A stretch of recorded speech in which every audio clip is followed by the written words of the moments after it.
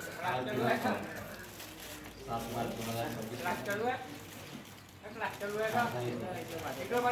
अखिल युवा समाज विकास समितीतर्फे कलाकारांच्या एक दिवसीय कार्यशाळा घेण्यात आलेल्या कार्यशाळेचे उद्देश म्हणजे दिवाळखोरी काळ समाजातील कलाकारांच्या वंचित शोषितांच्या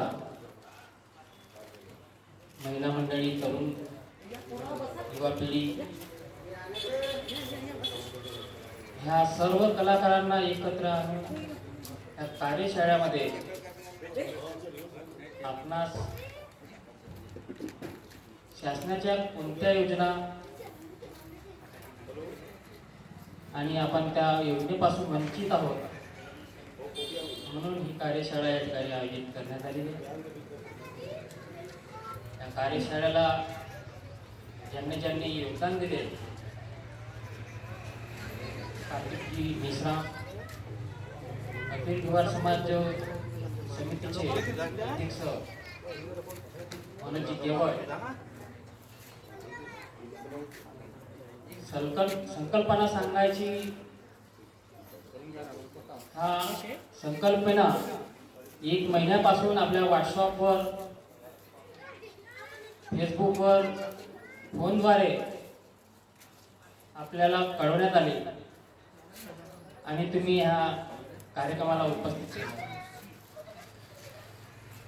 बरेच जणांचे फोन आले होते, जसं हे ग्रुपवर मेसेज टाकले होते की भाऊ हा कलावंताचा कार्यक्रम म्हणजे कशासाठी आहे, त्याचे फायदे कोणते आहेत।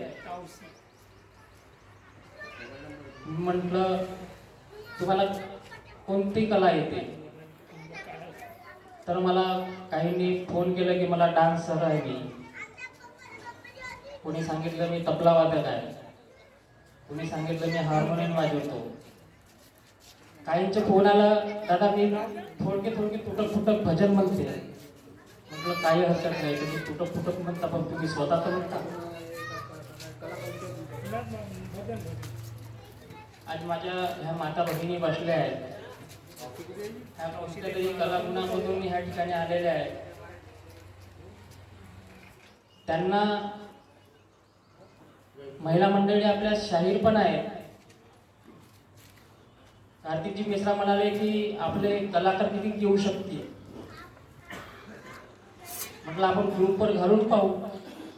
भंडारा तालुक्यामध्ये, भंडारा जिल्ह्यामध्ये 7 तालुके आहेत, गोंदिया जिल्ह्यामध्ये 8 तालुके आहेत, एकूण 15 तालुके आहेत। 15 तालुक्यातून किती लोक येतील। नागपूरहून सुद्धा फोन आले, मेसामजींना म्हटलं की नागपूरचे लोक आपल्याला चालतील का। मेसामजी म्हणाले की आपल्याला पहिले भंडारा गोंदियाचं आपण पहिले करून पाहू की लोक किती येतील। आम्ही साधारणतः 100 लोकांचा आकडा पकडलेला होता, परंतु तिथे 100 पेक्षाही जास्त लोक येऊ दिसत आहेत। मित्रांनो, आपला समाज हा योजनेच्या नावाखाली कुठे जा म्हटलं तर भाऊ तुम्ही करून घ्या ना, आम्ही तर करूनच। जे अखिल युवा समाज विकास समिती करू शकते ती अन्य कोणतीही समिती करू शकत नाही। आज भंडारा गोंदिया जिल्ह्यामध्ये आपला समाज 1931 ते 49 पर्यंत आपला समाज हा एसी समाज मध्ये होता।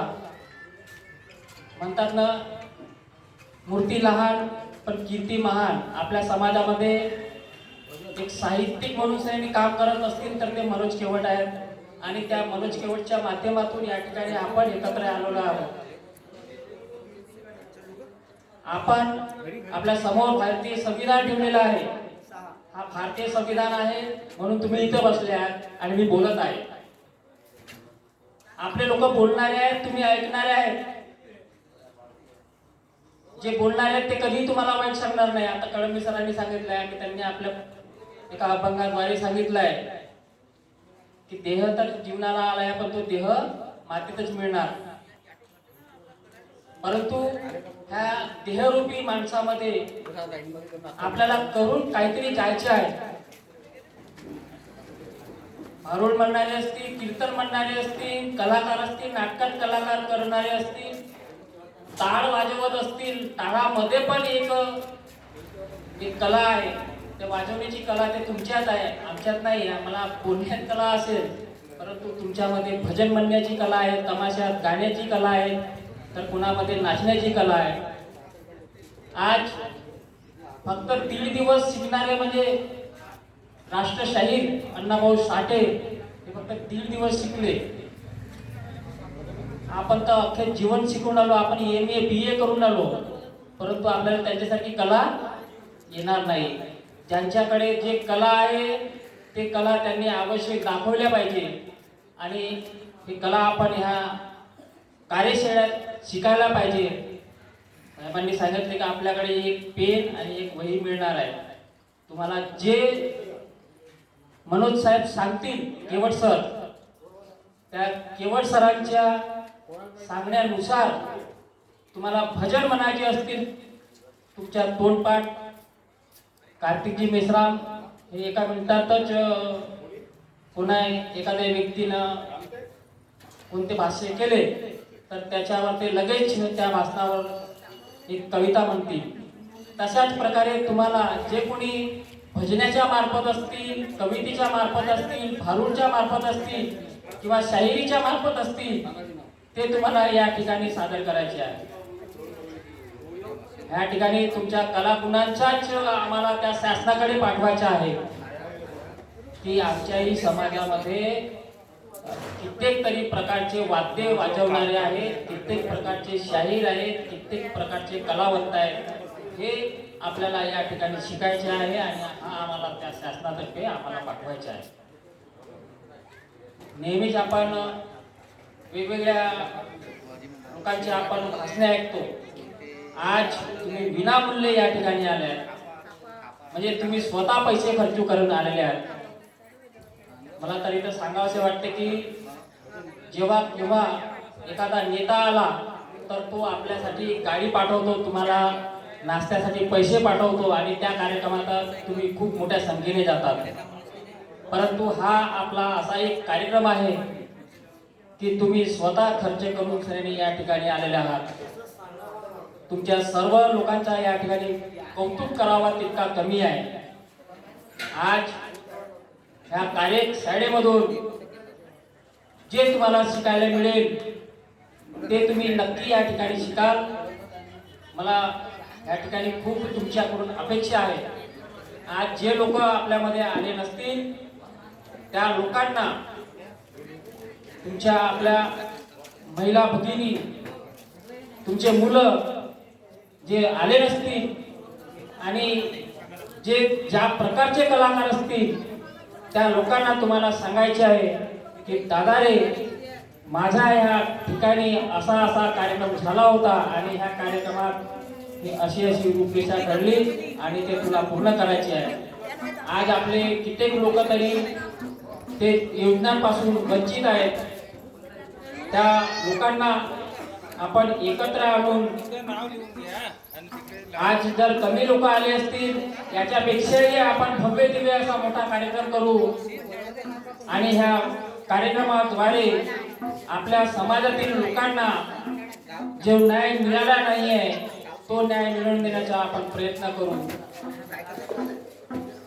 आजच्या प्रसंगी मी सर्व इथे उपस्थित असलेल्या कलाकारांना हार्दिक हार्दिक शुभेच्छा देतो आणि मी माझ्या वाणीला विराम देतो. जय हिंद, जय महाराष्ट्र. धन्यवाद सुभाष भाऊ.